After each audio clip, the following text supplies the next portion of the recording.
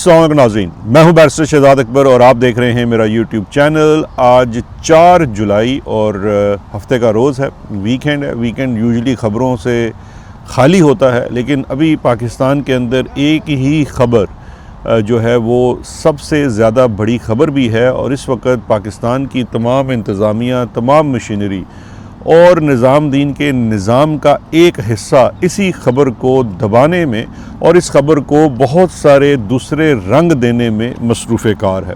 ख़बर तो आप जानते हैं, हमने कल भी की। सबसे पहले प्रोग्राम के शुरू में हम माज़रत करेंगे, कल का मेरा वीलॉग बन तो बहुत जल्दी गया था, लेकिन वो अपलोड बहुत देर हुआ। उसकी वजह ये थी कि वो बस कहीं जहाँ से वो अपलोड होता है उधर बड़ा इशू आ गया था, टेक्निकल इशू था, इंटरनेट का, बिजली का। खैर वो बड़ी लंबी दास्तान है, उसके लिए हम माज़रत चाहते हैं। कभी कभी टेक्निकल वजूहात से ख़बर थोड़ी आपके पास देर से पहुंचती है। लेकिन आज का जो वीलॉग है ये बड़ा ही जो कहते हैं एक्सप्लोसिव भी है, एक्सक्लूसिव भी है, क्योंकि मेरे पास जो है वो इस वक्त मुल्ज़मान के मुल्ज़मान कह रहा हूँ, माज़रत करूँगा। मेरे पास जो इसमें मुद्दइयाँ हैं, दोनों ख़वातीन, उनके बयानात मेरे पास आ चुके हैं और आज हम आपको एक मुद्दइया का बयान जो है वो तकरीबन वर्बेटम ही कह लीजिए पढ़ के सुनाएंगे, जिससे आपको अंदाज़ा होगा कि ये सारा वक़ूआ हुआ क्या है। लेकिन इसके साथ साथ सबसे ज़रूरी चीज़ ये है कि आपको थोड़ा सा इस तरफ भी रोशनी डालेंगे कि इस वक्त पूरे मुल्क का निज़ाम और उन्होंने अपने जो आगे टाउट सहाफ़ी और मीडिया, मैं इसको टाउट मीडिया ही कहूँगा, जिसको इस काम के ऊपर लगाया हुआ है कि इस इंतहाई शर्मनाक वाक़ये को एक और रंग देने की कोशिश करनी है और बड़ी हद तक जो ड्रार फैमिली का ऊपर प्राइमल हिस्सा है उसको बचाना है। और इसके लिए चाहे उसके अंदर अब रज़ा डार की कुर्बानी अगर देनी पड़े तो वक्ती तौर पर दे देंगे, क्योंकि अगर बड़ी हिस्सा जो है वो फैमिली का बरकरार रहा तो कल इसको भी बचा लेंगे। वैसे नजम सेठी साहब का इस पूरे मामले के बारे में जो कहना है वो भी उनके तजर्बे की रोशनी में कुछ ऐसा गलत भी नहीं है कि अभी क्या होगा, 4-6 महीने वो जेल में रहेगा। इतलात ये हैं कि वो इस वक्त बड़े VIP किस्म के वहाँ पे उसकी खिदमत हो रही है बच्चे की, उसके साथ उनका एक रिश्तेदार और भी है। मामला चलेगा। ख़वातीन पाकिस्तान से जा चुकी हैं। कल जब वो मुकदमे को परसू नहीं कर सकेंगी, ट्रायल नहीं चल सकेगा, वीडियो लिंक पे नहीं हो सकेगा, बहुत सारी टेक्निकल वजूहात हैं, तो ये बात फिर रफ़ा दफ़ा हो जाएगी। लेकिन एक चीज़ ज़हन में रखिएगा, मैं प्रोग्राम के आखिर में आपको इसका जवाब दूंगा कि नजम सेठी साहब का जो इस पूरे मामले के ऊपर तज्ज़िया है वो एक हद तक तो 100% दुरुस्त है, लेकिन इस तज्ज़िये के साथ एक और पहलू भी जुड़ा हुआ है और वो है बदलते हालात का। उसके ऊपर हम बात करेंगे, लेकिन सबसे पहले फैक्चुअल चीज़ों के ऊपर आते हैं कि अब तक कितनी बातें मज़ीद सामने आ चुकी हैं इस मुकदमे से मुतल्लिक़। सबसे अहम बात यह है कि उस मुकदमे के अंदर ये आप देख भी सकते हैं, बार बार एक चीफ़ का ज़िक्र हो रहा है। अब उस मुकदमे के अंदर चीफ़ का ज़िक्र क्यों हो रहा है और वो चीफ़ का किरदार क्या है, ये एक इंतहाई अहम सवाल है। पुलिस की ज़िम्मेदारी अगर ये सही मानों में तफ्तीश हो तो एक तो मुल्ज़मान का वो हिस्सा हो गया जिनको गिरफ़्तार किया गया, मुद्दइया के जो है ये मुद्दइयों के पॉइंटेशन के ऊपर, यानी कि वो निशानदही करते हैं कि ये मुल्ज़मान थे, उनको गिरफ़्तार कर लिया जाता है, उनसे तफ्तीश की जाती है, एविडेंस लिया जाता है, फोरेंसिक कराई जाती है और फिर उसके बाद इस जो इन्वेस्टिगेशन है वो अपना जहन बनाती है कि जनाब ये जुर्म आया इन्होंने किया है या नहीं किया है। ये ज़ाहद में रखिए कि कोई भी जो जुर्म है उसकी इन्वेस्टिगेशन एक शुरू होती है एक स्टेटमेंट से, एक दावे से जो मुद्दई करते हैं, फिर उसके बाद जिनकी निशानदही होती है, अगर जुर्म की नोयत हेनियस किस्म की है तो उनको गिरफ़्तार भी किया जाता है, शामिल तफ्तीश किया जाता है। फिर सबसे ज़रूरी चीज़ होती है एविडेंस शवाहिद, जो इस केस में आप जानते हैं कि सबसे पहले मेडिको लीगल एविडेंस है जो विक्टिम्स का ले लिया गया है। उसकी रिपोर्ट भी पता चला है कि आ गई है, लेकिन डॉक्टर्स उसको पुलिस उसको पब्लिक नहीं करेगी ऑफ कोर्स। और इसके साथ साथ जो फिर बाकी दीगर शवाहिद होते हैं, जिस तरह से स्पेसिमेंस हैं, डीएनए है, ब्लड सैंपल्स हैं, फिंगरप्रिंट्स हैं, ये सारा वाक़या कहाँ हुआ, कहाँ की बयान की गई, उस घर को सील किया जाएगा, उस घर के अंदर से फिंगरप्रिंट्स लिए जाने चाहिए, वहाँ से डीएनए के सैंपल्स होंगे कि यहाँ पे खाना खाया गया, पिया गया, बैठा गया, ये तमाम चीज़ें एविडेंस में होंगी। अगर नहीं होंगी तो फिर समझिए कि सब कुछ तफ्तीश जो है ख़त्म हो गई। अच्छा, अब आते हैं जो इस वक्त क्या रंग देने की कोशिश की। अच्छा, पहले मैं बात कर रहा था कि चीफ़ कौन है। देखिए, इस मामले के अंदर एफआईआर के अंदर जो मतन दर्ज है वो उसके अंदर साफ रोल बताया गया है कि ये जो कुछ हो रहा था ये एक अनजाने नाम कह लीजिए जो वहाँ पे फिज़िकली ख़ुद मौजूद नहीं था और उसने रेप नहीं किया था और वो रेप नहीं करने वाला था। लेकिन जो रेप हुए यानी कि जो उनके साथ ज़्यादती की गई या बाकी मामलात हुए, उनके साथ तशद्दुद किया गया, उनको हफ्ज़े बेजा में रखा गया और उनसे जो पैसे एक्सटॉर्ट किए गए, वो तमाम के तमाम उस चीफ़ की इमा पे उसकी इंस्ट्रक्शन के ऊपर हुए हैं। अब सबसे कलीदी किरदार आ जाता है कि चीफ़ कौन है और उस चीफ़ की गिरफ़्तारी की जाए। अब इन्वेस्टिगेशन की जो टीमें हैं या इस केस में जो इन्वेस्टिगेशन होनी है उसके अंदर असल जो टेस्ट है, असल टेस्ट इसके अंदर यही है कि क्या चीफ़ को गिरफ़्तार किया जाएगा। सॉरी, ये बॉस है, मैं लफ्ज़ चीफ़ कह रहा हूँ। अच्छा, ये भी सुन लीजिए, चीफ़ इसलिए कह रहा हूँ कि जो हमला मेरे ऊपर हुआ उसके अंदर भी एक चीफ़ का नाम आता है, वो फिर कभी आपको बताएंगे क्योंकि उसमें भी इन्वेस्टिगेशन में जो है वो एक चीफ़ की तलाश है। अच्छा, यहाँ पे वो बॉस है, ये किसी बिग बॉस से, किसी बॉस से बार बार बात करते थे और उस बॉस से इंस्ट्रक्शन भी लेते थे और उस बॉस के ही कहने के ऊपर मामलात करते थे।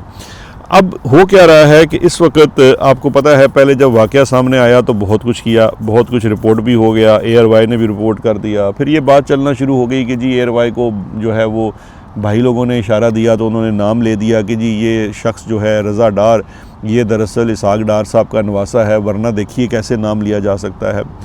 आप इन चीज़ों पे मत जाइए। अब आपको नज़र आएगा कि कल पिछले 12-14 घंटों से क्या हो रहा है। 12-14 घंटों से पहले इन्हीं हुकूमती टाउटों ने जो आपारा का रातब खाते हैं, उन्होंने क्या किया कि इंतहाई एक गंदी और गलीज़ हरकत की।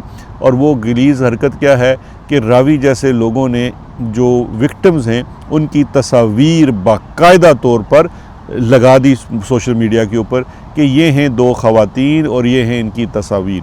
अब ये तस्वीर लगाने का मकसद क्या है कि वो जो एक मंजर कशी की जा रही है कि किसी के साथ ज़्यादती हुई या ये हुई, तो दिखाया जाए दुनिया को, देखें ये तो बड़ी मामूली शक्ल की और ऐसी सी ख़वातीन हैं, ये उनकी जहनीत थी। सेकेंडली, उनको बदनाम भी करना है। इस तरह के मामलात के अंदर जो सेंसिटिविटी होती है, अब अगर ये मामला किसी को और का हुआ होना था तो इन्हीं लोगों ने रो पीट के सत्यानाश कर देना था। आज पाकिस्तान की कोई ख़वातीन की तंजीमें भी इस मामले के ऊपर नहीं बोल रही हैं क्योंकि शाही ख़ानदान मुलव्वस है इसके अंदर, इसलिए। खैर, एक हरकत ये की गई। दूसरा, एक साबका फ्रिज फरोश और हालिया सो कॉल्ड यूट्यूबर, उनको भी लॉन्च किया गया और वो लॉन्च होते हैं डार फैमिली की इमा के ऊपर, क्योंकि वो आते हैं और बड़ी लेट एंट्री डाल के ये साबित करने की कोशिश कर रहे हैं कि दरअसल रज़ा डार की गिरफ़्तारी जो है वो उनके मामू ने, अली डार साहब ने ही करवाई है। ऑल्दो वो उनका नाम शायद नहीं लेते, लेकिन वाज़ेह है कि वो जो है उन पुलिस ने उनसे रब्ता किया और उन्होंने कहा अच्छा वो किधर है, उसके फ़ोन्स बंद हैं, हम करते हैं, वो करते हैं, फ़लाना करते हैं। और फिर उन्होंने जनाब, अब सवाल ये पैदा होता है कि ये 3 दिन से, अगर आप इसको फैक्चुअली सुने ना तो आपको यहाँ पे भी जोल नज़र आ जाता है। 3 दिन से ये बंदा गायब था, 3 दिन से सो कॉल्ड ये बंदा उन्हीं के साथ था, अगवा भी था, सब कुछ भी था। लेकिन उस 3 दिनों में ख़ानदान को, फैमिली को कोई नहीं हुआ कि भाई ये बच्चा किधर है, ये बंदा घर आ रहा है, नहीं आ रहा है। ज़ाहिर बात है उसके कोई माँ बाप होंगे, बीवी बच्चे होंगे। अगर वो 3 दिन से उसके मोबाइल बंद हैं, गायब हैं, तो उन्हें कोई परेशानी लाक नहीं हुई, उन्होंने कोई उसकी तलाश नहीं की। उन्होंने तलाश सिर्फ तब की जब फ्रिजा वाली सरकार ने बताया कि पुलिस ने फ़ोन करके बताया कि जनाब वो बंदा उसके फ़ोन्स बंद है, तो फिर इसलिए उन्होंने उसका एक ऐसा फ़ोन ढूंढा जो उस पर रब्ता हो। यानी कि इतना ज़्यादा पता नहीं खुद हैं चे या हमें चे बनाते हैं, जो भी है। अच्छा, ये हो गया। अब असल में ये कहानी इस तरफ चली गई, लेकिन ये जहन में रखिए कि इस वक्त टोटल जो सोच चल रही है वो ये है कि किस तरह से बॉस को बचाया जाए। अब बॉस के जो रोल है और ये पूरा वाक़या हुआ क्या है वो हम अब आपको बयान करते हैं। ये स्टेटमेंट है जनाब, और हम स्टेटमेंट इसलिए भी पढ़ रहे हैं, दिखा नहीं रहे, कुछ यूट्यूब की पाबंदियां होती हैं। बाकी ये है कि हम अपना वो कहते हैं ना डेफेमेशन के भी चक्कर में रहते हैं, तो इसलिए हमने अपना कागज़ को सारे पूरे रखे हुए। अब ये statement of victim Astrid Gabriela Robinson Bracho, daughter of so and so, 40 years old, religion Catholic, Christian, permanent resident of, उस नीचे उनका एड्रेस है पूरा, और ओथ ऑन ओथ ये स्टेटमेंट हुई है, यानी कि ये मैजिस्ट्रेट के सामने उनका बयान कलमबंद करवाया गया है उनके पाकिस्तान से जाने से पहले। वो ये कहती हैं कि अच्छा, मैं अब आपको फ़ैसला ये किया है कि मैं आपको ये स्टेटमेंट जो है अंग्रेज़ी में है, लेकिन मैं आपको इसका उर्दू तर्जमा करके सुनाऊंगा, और जहाँ पे कुछ ऐसे अल्फाज हैं जो बहुत एक्सप्रेसिव हैं, बहुत एक्सप्लोसिव हैं, तो मैं उनको या तो वो बीप कर दिए जाएंगे या मैं उनको थोड़ा सा कर दूंगा, क्योंकि कुछ कम्युनिटी गाइडलाइंस भी होती हैं। फिर हमारा चैनल जो है वो फैमिलीज़ भी देखती हैं, ख़वातीन भी देखती हैं। मकसद जो है वो आपको चीज़ कन्वे हो जाएगी, लेकिन हम कोई ख़ास मंजर कशी नहीं करना चाहते। उनका ये कहता है, वो ये कहती हैं कि जी मेरी कहानी भी जो है वो स्टेफनी जैसी ही है, क्योंकि स्टेफनी ने भी बयान दिया है, लेकिन मेरे साथ थोड़ा सा मुख्तलिफ एक्सपीरियंस हुआ है। जो मैं उस घर में मुकीम थी जिसका ज़िक्र स्टेफनी ने किया था। पहली रात को 4 लोग जो थे वो बंदूकों के साथ आए और उन्होंने हमें बांध दिया, और उसके बाद एक कमरे में जो है हमें डाल दिया गया, मुझे डाल दिया गया, और वहाँ पे एक काले लिबास में मलबूस शख्स जो था उसने मेरे साथ, जिसे कहना चाहिए, दस्त दराज़ी करना शुरू कर दी। ये पहले दिन का वाक़या है, और उसने मेरे जिस्म के मुख्तलिफ़ हिस्सों को जो है वो छुआ और थोड़ा सा मुझे हरास किया, और इसके साथ साथ उसने मेरे मुंह पे बहुत ज़्यादा घूंसे रसीद किए। उनका ये कहना है कि उन्होंने मेरे जूते भी उतार दिए, वो जूते भी ख़ुद पहन लिए, और फिर उसके बाद उन्होंने स्टेफनी को उस कमरे से वो बाहर ले गए, और जो बंदा काले लिबास में मलबूस था उसने मेरे साथ मुख्तलिफ़ तरह के जो हैं वो जिनसी अमल करना शुरू कर दिए। और फिर उसके बाद ये काफ़ी एक्सप्रेसिव है, इसकी हम डिटेल में नहीं जाते कि उसने इनके साथ क्या क्या किया। फिर रज़ा डार वो कमरे में आता है। रज़ा डार कौन है? जो मुबैना तौर पर इसहाक डार साहब का नवासा है और अली डार साहब का भांजा है, वो इनके मामू हैं और उनके बहुत करीब भी बताया जाता है। फिर रज़ा डार जो है वो कमरे में आता है और मुझसे पूछता है कि जिस कंप्यूटर के ऊपर आपके बैंक अकाउंट्स वगैरह का सिलसिला है वो कंप्यूटर किधर है। मैं उसको बताती हूँ कि वो ग्रीन रंग के बैग के अंदर मौजूद है। फिर उसके बाद वो स्टेफनी को वापस लेकर आते हैं और रज़ा जो है वो दोबारा से कंप्यूटर के साथ आता है और मुझसे पूछता है कि पैसे और पासवर्ड किधर है, यानी कि मुझे जो इसका पासवर्ड वगैरह दे दो। मैं उससे पूछती हूँ कि क्यों, तो वो मुझे उसके बाद जो गन वाला बंदा है वो मुझे फिर से गन से जो है वो बट मारता है और मुझे मारना पीटना शुरू कर देता है। फिर उसके बाद वो मुझे उस बेडरूम से निकाल कर दूसरे फ्लोर वाले बेडरूम में ले जाते हैं। वहाँ पे एक और शख्स मौजूद होता है और ये उनके साथ जो है वो मौजूद नहीं था, जो बंदूकों वाले लोग थे। इससे ये अंदाज़ा होता है कि बंदूकों वाले जो थे ये इन्होंने कोई हायर किए होंगे इस काम के लिए।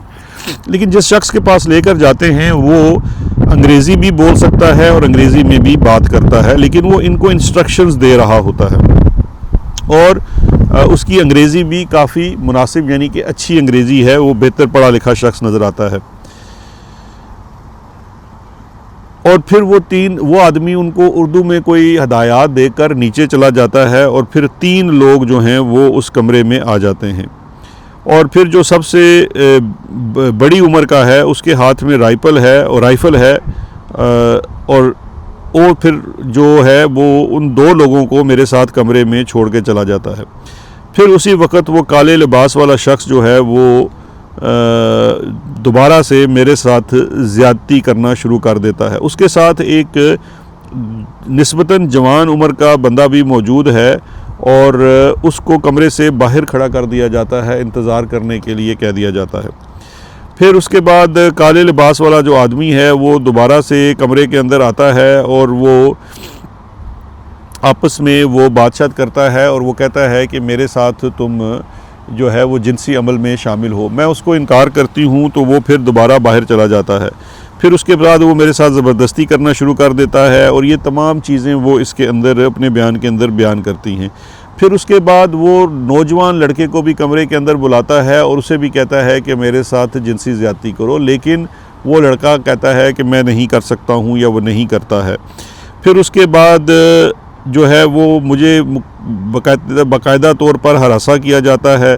फिर ये लोग उसी कमरे में 3 लोग जो हैं ये मुसलसल मेरे साथ उधर रहते हैं। यानी कि आप इस जो वो बयान कर रही हैं ये मैं मुख्तसर बता देता हूँ, फिर मैं अगले अहम हिस्से की तरफ आता हूँ कि वो इन अगले 2-3 दिनों में वो लोग बार बार इस स्टेफनी को, सॉरी जो ये ख़ातून है इनका नाम है गैब्रिला को वो 2-3 दिन जो है वो बार बार जिनसी ज़्यादती का निशाना भी बनाते हैं और जिससे उनके जिस्म के मुख्तलिफ़ अज़ा को कभी खंजरों से भी काटा जाता है, कभी बंदूक से कुछ किया जाता है। शीशा एक दफ़ा वो बताती है कि वो तोड़ कर लाते हैं और टूटे हुए शीशे के बाद मुझे बरहना कर दिया जाता है और कहा जाता है कि तुम्हारे जिस्म के हिस्सों को काट देंगे। अच्छा, ये जो इस बयान के अंदर वो बयान कर रही हैं वो ये कहती हैं कि वो आके कहते हैं कि जी मैं अब आपको ये वाला हिस्सा सुनाता हूँ जहाँ पे पैसों की वो की जा रही है। वो ये कहती है कि मेरे लिए इस तमाम टॉर्चर के दौरान बड़ा मुश्किल था क्योंकि रज़ा जो था वो मुझसे बार बार इस चीज़ का मुतालबा करता था कि पैसे दिए जाएं और मुझे वो अकाउंट बताओ जिसके अंदर पैसे हैं मंगवाए जाएं। इसी दौरान उनका ये कहना है कि मेरी माँ से मेरे माँ बाप से बात करवाई गई। फिर स्टेफनी की माँ से बात की, उसने कहा कि मेरे फैमिली ने आपको $8 लाख जो हैं वो मुंतकिल कर दिए हैं, लेकिन उन लोगों का तकाज़ा ये था कि हमें $7 लाख और चाहिए और वो स्टेफनी की फ़ैमिली जो है वो हमें भेजेगी तो हम आपको जाने देंगे। फिर उसके बाद वो स्टेफनी की माँ से बात करते हैं। स्टेफनी की माँ जो है वो बताती है कि मैंने सिर्फ अभी तक $1 लाख का बंदोबस्त कर सकी हूँ, मुझे वक्त दरकार है। लेकिन उसके बाद जब ये चीज़ें आती हैं तो फिर वो जो सारा मैंने आपको बताया कि राइफ़ल के साथ और वो किस तरह से उनके नाजुक अज़ा को वो पता नहीं इतने ग्रूसम डिटेल्स हैं कि यकीन नहीं होता। और इस तमाम अमल के दौरान जो बॉस है वो उनके साथ फ़ोन पे राब्ते पे भी है, उनको इंस्ट्रक्शन भी दे रहा है। एक और शख्स आता है जो अंग्रेज़ी अच्छी बोलता है, वो इनको इंस्ट्रक्शन देकर कमरे से चला जाता है। रज़ा डार जो है वो तसलसल के साथ कंप्यूटर ऑपरेट करके पैसों की ट्रांसफ़र और ये तमाम चीज़ें वो मैनेज कर रहा है क्योंकि उनका टारगेट जो है वो $15 लाख है जो इन्होंने इन ख़वातीन से लेना है। फिर वो कहते हैं कि इस दौरान 3 दिनों में हमें वो जो है वो घर के अंदर थोड़ा सा घूमने फिरने भी यानी कि वॉक करने देते हैं, हम कपड़े पहन लेते हैं, हमें खाना दिया जाता है। उसके बाद जो है हम सिटिंग रूम में भी बैठ जाते हैं। वीडियो कॉल्स भी करवाई जाती हैं हमारी फैमिली के साथ। और फिर उसके बाद अच्छा, अब इसके बाद एक बड़ा ही दिलचस्प हिस्सा शुरू होता है जो मैं ये पूरी आपको बयान सुनाने का कह रहा हूँ। अब इसकी जो उर्दू ट्रांसलेशन है वो ये बताती है कि जब उनको उनकी मतलूबा रकम हासिल हो गई तो उसके बाद उन्होंने कहा कि आप घर जा सकते हैं, अब हम आपको घर भेज देंगे। उसके बाद मैं कहती है कि हमें वो गाड़ी में बिठा कर ले जाते हैं और गाड़ी के अंदर मैं देख सकती हूँ कि जो मेरा पासपोर्ट वगैरह उनके पास है, मैं उनको कहती हूँ कि पैसे आपको मिल चुके हैं, पासपोर्ट मुझे दे दें। ये पासपोर्ट उनसे ले लेती हैं, पासपोर्ट इनके पास आ जाता है। वो कहती है बयान के अंदर कि मुझे अब भी इनके इरादे ठीक नहीं लग रहे। रास्ते में हम एक जगह रुकते हैं तो मैं और स्टेफनी जो हैं वो गाड़ी से बाहर चले जाते हैं, कोई मेडिकल स्टोर में जाके बहाने से वहाँ से पुलिस को बुलाने की कोशिश करते हैं। वहाँ ट्रैफिक पुलिस होती है। उसके बाद एक और पुलिस का जिक्र किया जाता है बयान के अंदर। ये बयान लगता है कि वो अंग्रेज़ी में पता नहीं मैजिस्ट्रेट की है या इनकी, कि थोड़ा सा जो इंग्लिश है उसकी इतना क्लैरिटी नहीं देती, लेकिन उसका जो मफहूम निकलता है कि अब ये जो पार्ट है ना, ये मैं आपको सुनाना चाहता हूँ। I saw our passports in his left leg and I took them and put inside my underwear because he was towards in a confusing road of airport. We were fighting with him, asking to go faster. I figured it out that he sent live location to some people. These people on call were screaming to him and telling that boss was giving other instructions. Boss was giving other instructions. Because he removed faster, we asked him to accelerate the car and he bumped the car in front and Stephanie and I jumped out of the car. Stephanie fell and we were screaming for help and the police, all people were they gathered around, they called the traffic police. अच्छा, अब वो कहती है कि इसके बाद traffic police आ गई और वहाँ पे कोई मैकेनिक का स्टोर भी था जिसका नाम फ़िल्टर हाउस था और उधर से वो आ गए और उन्होंने फ़िल्टर हाउस वालों ने they helped us to call the real police, यानी कि रियल पुलिस जो थी, यानी कि वहाँ पे जो पुलिस थी वो मौके पे इन्हीं का जो है वो तहफ़्फ़ुज़ कर रही थी। अच्छा, उसके बाद क्या होता है, but we also thought that she had her phone hacked. After all we accepted to go with this police because the traffic police tell us they were there boss. Then they promised to take us to the airport and did not. On the way to airport, they stopped telling us the car had problem and it was not true. We jumped from that car also and tried to run towards airport, but the other police car arrived with their boss. He showed us all the investigation and that they were doing and for the past 2 days. The other police car arrived with women police. Everybody speak with us and we were safe. I must say that we trust in the beginning to the man calling Mohammad Raza Dar because we met him in Singapore in a cryptocurrency event. अच्छा, मैं इस पे आता हूँ 1 minute में, लेकिन अब यहाँ पे जो बात उसने की है मैं इसका आपको मफहूम समझाना चाहता हूँ। इस खातून का ये कहना है कि जब ये उनके पैसे उनको मिल जाते हैं, वो बाकायदा इनको लेकर जाते हैं, शायद एयरपोर्ट छोड़ने जा रहे थे कि वहाँ से इनको निकाल दिया जाए, लेकिन इस दौरान रास्ते में एक एक्सीडेंट हो जाता है। उस एक्सीडेंट में वो ट्रैफिक पुलिस आ जाती है। लेकिन इस पूरे असना के दौरान हमें ये पता चलता है कि जो कहानी हमें लाहौर के DIG ऑपरेशन ने बताई, जो उन्होंने BBC को फीड की और जो दीगर लोगों को, और जो वो मुख्तलिफ़ फ्रिज फरोश लोग बता रहे हैं कि जी उनकी लोकेशन लेकर ख़ुद पुलिस को उनके बड़े रजीज़ रिश्तेदार यानी कि शायद मामू ने दी है, ये तमाम बातें में तो जोल है। क्योंकि इन ख़वातीन का ये कहना है कि उन्होंने पुलिस को कॉल किया और फिर पुलिस वहाँ पे आई और वो फ़िल्टर हाउस जो एक मैकेनिक की दुकान है वहाँ से उनको कॉल करने में मदद हुई।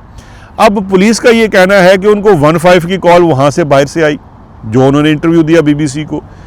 जो फ्रिज वाली सरकार है वो कहती है कि जनाब ये तो उन्होंने ख़ुद फैमिली ने की, यानी कि अभी मुख्तलिफ़ स्टोरीज़ फ्लोट की जा रही है। जो कि मुद्दइया का बयान है उसके मुताबिक ये तो उन्होंने, जब वो वहाँ से कह लीजिए कि फ़रार हुई, पैसे भी दे चुके, तो फिर वहाँ पे पुलिस आती है, और जब उनको एयरपोर्ट भी छोड़ने जा रहे थे तो बॉस मुसलसल राबते के अंदर था। अच्छा, अब उसने लिखा कि मैंने इनके ऊपर एतबार इसलिए किया और इनसे हम इसलिए आए कि मेरी मुलाकात इनके साथ रज़ा डार के साथ क्रिप्टो के इवेंट के ऊपर होती है सिंगापुर में। अब यहाँ पे ज़रा तवक्कुफ़ कर लीजिए। अब क्रिप्टो में देखिए बात क्या है। क्रिप्टो के इवेंट में सिंगापुर में, अब आप थोड़ा सा माजी की तरफ नज़र दौड़ाइए तो पाकिस्तान में एक क्रिप्टो के नाम का एक मुशीर लाकर बिठाया गया। अब वो जो क्रिप्टो के मुशीर साहब हैं, पूरी दुनिया जानती है कि उनके पीछे भी दरअसल कौन शख्स है, उनके पीछे भी डार फैमिली ही है। वो तो सिर्फ़ एक फ्रंट हैं।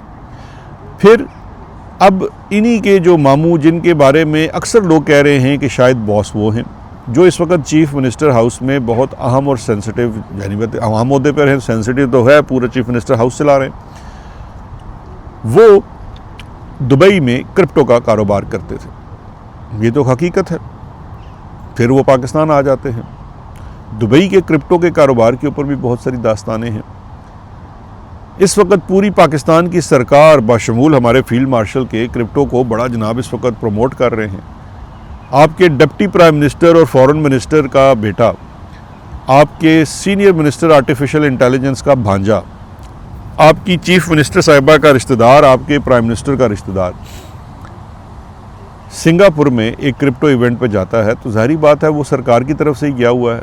इन ख़वातीन का ये कहना है कि हमने उन पर इसलिए एतबार किया कि ये बड़े लेजिटिमेट से लोग हमें लगे, और इन्होंने हमें ख़ुद अपने जो है वो तस्वीर दिखाई, जिसमें नवाज़ शरीफ के साथ इनकी तस्वीर है, जिसमें अली डार के साथ इनकी तस्वीर हैं जो कि मिनिस्टर हैं पंजाब के अंदर, जिसमें इनकी प्राइम मिनिस्टर के साथ तस्वीर हैं, जिसमें इनकी अपने नाना के साथ तस्वीर हैं। फिर हमारा सारा प्रोटोकॉल किया जाता है, तो हम इसलिए इनके ट्रस्ट करके इनके ऊपर आए। अब आप ज़रा अंदाज़ा कीजिए कि अब हमें बताया क्या जा रहा है। अब इस स्टोरी को कंक्लूड करते हैं, अभी तक के हालात को बताने की कोशिश ये की जा रही है कि ये ख़वातीन जो थी, इनके साथ कोई इन्होंने इन्वेस्ट किया, इन्वेस्टमेंट के रिटर्न नहीं आया, इनको पाकिस्तान बुलाया गया और पाकिस्तान इनसे अपने पैसे की भरपाई की। चलें जी, बहुत दुरुस्त हो गया। अब मुझे बताइए कि ये तो हम मान लेते हैं कि इनके ख़ानदान की एक खातून जो हैं, जो इस वक्त चीफ़ मिनिस्टर पंजाब हैं, उनका गवर्नेंस का मॉडल ये है कि वो हर मशकूक आदमी को CCD से गोली मरवा देती हैं। यही हो रहा है ना, नेफे में पिस्तौल चल गया, हाफ़ फ्राई कर दो, फुल फ्राई कर दो। किसी आधे लोगों के ऊपर तो जुर्म भी साबित नहीं हुआ, CCD ये कर रही है ना। अब ख़ानदान के बाकी लोगों का तर्ज़ कारोबार क्या नज़र आ रहा है, वो ये है कि आपने किसी के साथ कारोबार किया, हम आपका ही वर्जन मान लेते हैं, अभी तो ये बात साबित होनी है, लेकिन हम आपका वर्जन ही मान लेते हैं। तो ज़रा एक तरह से इस वक्त हमारी इस्टेब्लिशमेंट का जो हुस्न इंतखाब है, उस हुस्न इंतखाब के जो लोग हैं, उनका तर्ज़ कारोबार ज़रा देख लीजिए कि आपके साथ कारोबार किया, आपके साथ हमारा लेन देन का तनाज़ा हुआ, एक नॉर्मल बिजनेसमैन की तरह अपना लेन देन का तनाज़ा मैं किसी अदालत में नहीं लेकर जाऊंगा, मैं भी अपना तनाज़ा हाफ़ फ्राई और फुल फ्राई करके तय करूंगा। मैं आपको धोखे से पाकिस्तान बुलाऊंगा, मैं आपको अगवा करूंगा, आपका रेप किया जाएगा, आपके साथ ज़्यादती की जाएगी, आपके साथ तशद्दुद किया जाएगा, और फिर आपसे हम एक्सटॉर्ट कर लेंगे जितना पैसा हमारा मन चाहेगा, जो हम खुद तय करेंगे। तो ये कारोबार था। तो जो इस वक्त स्टोरियां फीड करने की कोशिश लोग कर रहे हैं कि जी ये कारोबार का लेन देन का मामला था, तो क्या वो बताने की कोशिश कर रहे हैं कि अगर ये वाली बात भी दुरुस्त है तो क्या ये सारा तर्ज़ अमल दुरुस्त था? और मुझे ये बात बताइए कि चलें, यहाँ पे पाकिस्तान में 50 किस्म के कारोबारी लोग हैं, ठीक है, उनके भी बहुत सारे लोगों ने पैसे खा लिए होंगे, मार लिए होंगे। क्या उनको ये सहूलत हासिल है कि जिन्होंने उनके पैसे देने उनको बुला के उठवा के उनके साथ ज़्यादतियाँ भी करें, उनको मारें भी, पीटें भी? क्या वो ये चाहें भी तो ये कर सकते हैं? इसका जवाब है नहीं। वो सिर्फ तब कर सकते हैं कि जब उनके मामू वज़ीर हों, उनके मामू की क्या साली होगी चीफ मिनिस्टर हो, उनके नाना डिप्टी प्राइम मिनिस्टर हों, वज़ीर ख़ारजा हों, हुकूमत इंतज़ामिया उनके आगे पीछे हो, बाहर से मेहमान आए तो पुलिस उसको रिसीव करे, वो पुलिस जिसने उनकी हिफाजत करनी है, पकड़े जाएं तो वही पुलिस मुकदमा ख़त्म कराने में मदद करे। तो ये सहूलत तो अब तब कर सकते हैं ना, ये बदमाशी तो अब तब कर सकते हैं कि सरकार आपके ऊपर खड़ी है।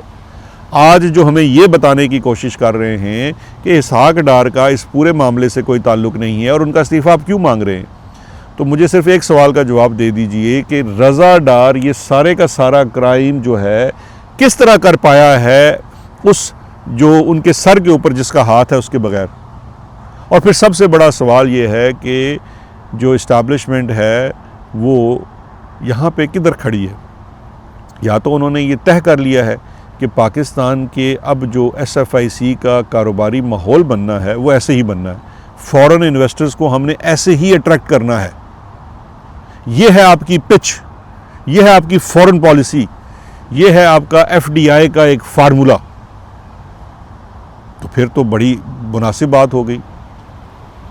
लेकिन अगर आप सही मानों में समझते हैं कि यार नहीं, हमने ये मुल्क चलाना है, इसके अंदर काम करना है, तो फिर आपको अपना थोड़ा सा, जिसे कहते हैं ना, वो फिरदौस आपा कहा करती थी कि मंजी थल्ले डांग फेरनी पड़ेगी। मैंने कल भी अर्ज़ की थी, ये एक बड़ी डेवलपिंग स्टोरी है, अभी इसमें बहुत सारे राज और भी अफशा होंगे, हम आपसे शेयर करते रहेंगे। आज का वीलॉग सिर्फ इस पर इसलिए महदूद था कि कोई भी और इस पर रिपोर्टिंग पाकिस्तान में बैठ कर तो कर नहीं सकता, सख्ती की जा रही है, दबाई जा रही है। तो इसलिए जिस मामले में जितनी इन्फॉर्मेशन आएगी उसको आपके सामने ज़रूर रखेंगे। बाकी और भी ख़बरें हैं, बहुत सारी चीज़ें हैं, अंदर खाने बहुत कुछ चल रहा है। तहरीक इंसाफ ने बाइकआउट भी किया है। इन सब बातों पे कल बात करेंगे। आज के लिए इतना ही।